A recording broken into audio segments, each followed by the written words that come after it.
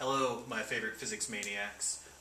One of the most important skills that we're going to need for pretty much everything you do in high school physics revolves around being able to identify what are all the forces that are acting on a thing. And to help us do that, we're going to make a diagram that we're going to call a free body diagram. And I don't know why I just underlined that because it's the huge title up there, but free body diagrams are the key skill that we need to have. They are so important for beginning a problem successfully, and we're not going to continue a problem successfully if we don't start it correctly. So to make a free body diagram, the first thing that we're going to do, we're going to draw a picture, and it doesn't need to be a beautiful picture. You don't have to have great art skills. You don't have to feel confident in your art skills. You just need to make a simple sketch. And we're going to draw a curve. We'll identify points of contact. Where does this thing touch? And we're going to do best, I think, if we go through these steps one by one in context. So first, drawing a picture and then drawing a curve around that object of interest. Let's imagine this situation here, where a heavy crate's being lowered straight down by a steel cable. So I've got this giant Acme box because those are the boxes that the Coyote uses to try to catch the Roadrunner. And why not? So this crate is coming down, being lowered straight down. And so the first step that I want to do, I've already drawn it then, next thing is I'm going to just draw a simple curve around the object I'm interested in. So if I want to understand what happens to this crate, then I'm just going to draw a curve around that crate. So drawing a curve around this crate. Then there I go, pretty simple, straightforward. Now what I want to do, this is where things get super important, identify any points of contact between my object that I'm interested in this case the crate, and stuff outside of that curve. And then I'm going to identify long-range forces. The point here is that all contact forces have contact involved. So if there are contact forces acting on this crate, then there's got to be something touching it. That's why I take the time to draw this closed curve. Now when I look at this, I can see one point where the stuff outside is touching the stuff inside. That's right here. So I'm just going to label that right here. This is a point of contact, and that's where the rope is pulling, or I suppose I shouldn't say rope, I should say the steel cable. So the cable is pulling up on the crate right there. And looking around here, I don't see anything else touching. Now, one other possible contact force that I'm not going to see if I'm drawing it is any kind of air resistance because, well, we generally don't see air, but most of the time anyway. But most of the time, air resistance is not going to be an important factor anyway, unless this crate is moving very, very, very, very fast. We don't need to go there. So in this case, no other contact forces if we're not including air.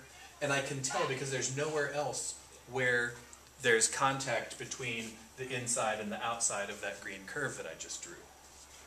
So there's one contact force on this crate. Now also I need to think about long-range forces, and long range, now we know that there's a handful of long-range forces like magnetism and electricity and gravity, but the only one that we really need to concern ourselves with right now is just gravity. And there certainly is gravity pulling down on this box. So there's one long-range force, it's gravity. There's just one point of contact, it's that cable. And so I'm done with steps 3 and 4. And now I know from thinking about those, I know that there are two forces that act on that object, and only two. There is a cable pulling it up, and there's the Earth's gravity pulling it down. So now that I know how many forces there are, then I'm going to draw that object that I'm interested in again. I'm going to redraw that crate, but this time I'm going to leave it all alone.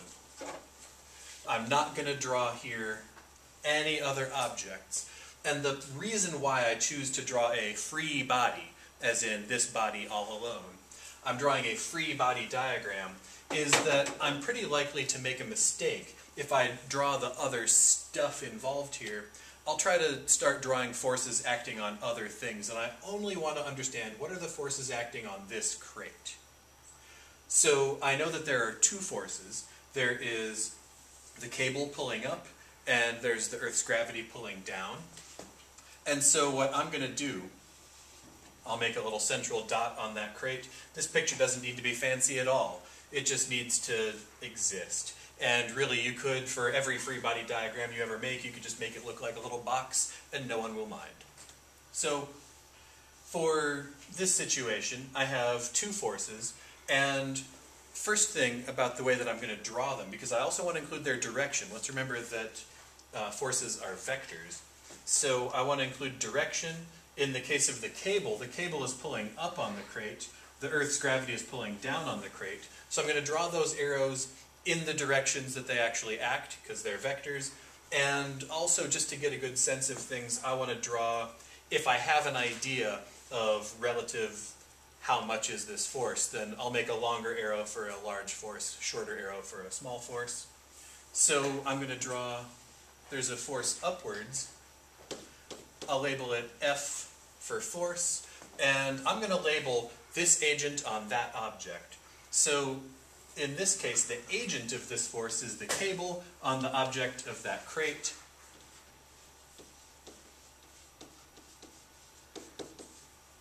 So there's a force from the cable on the crate upwards. Also, that second force is gravity, and it's downwards, and I'm going to draw that one then. Now the agent of that force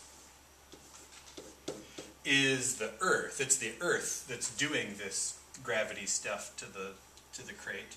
So the agent of that force is the Earth on the object is the crate.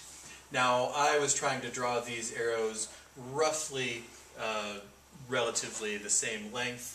Now the details of how is it being lowered could make one of these arrows larger or smaller than the other, but that's a story we'll get into a little bit later about looking at the total combination. But first we need to just be able to draw these. So I've got this one force, Earth on the crate pulling it down, cable on the crate pulling it up. Let's look at one more situation before we quit for now.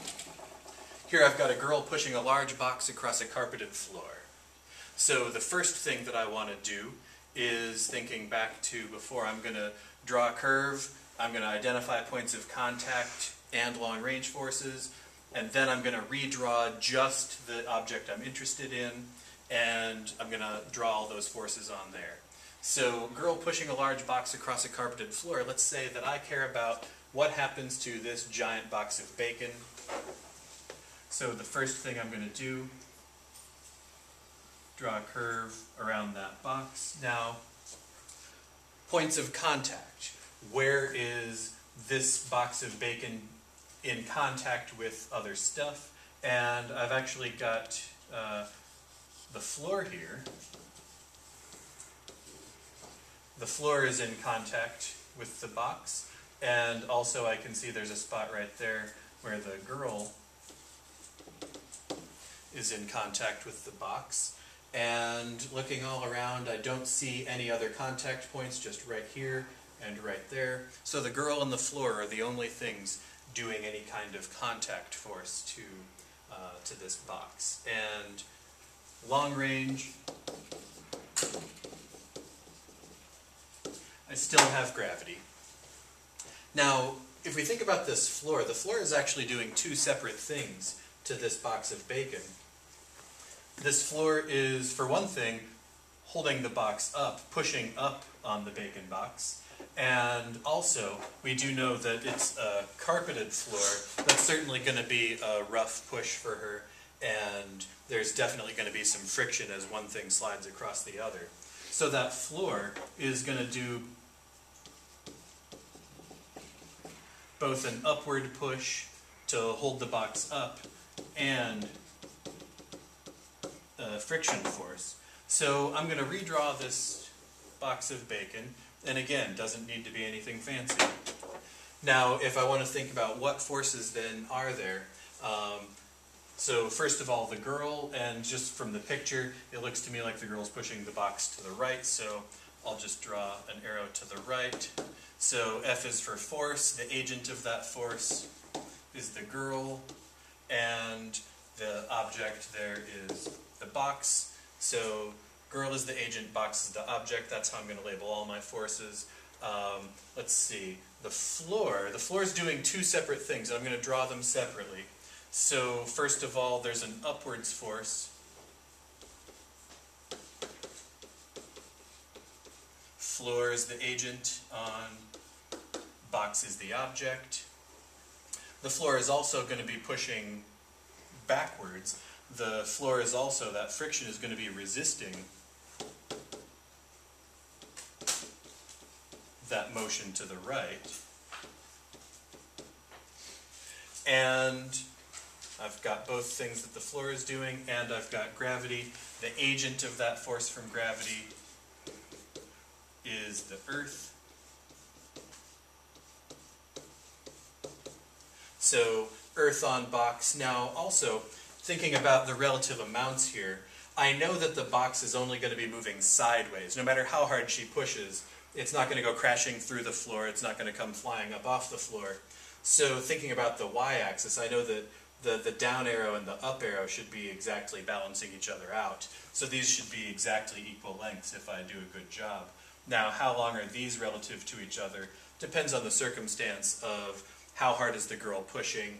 I can certainly imagine that she pushes it hard enough that this force is way bigger than that force, and then it's speeding up going to the right. Or I can imagine that she pushes with just the right speed so that it moves steadily. There are other situations, and we'll dig into the numbers of these a little bit later.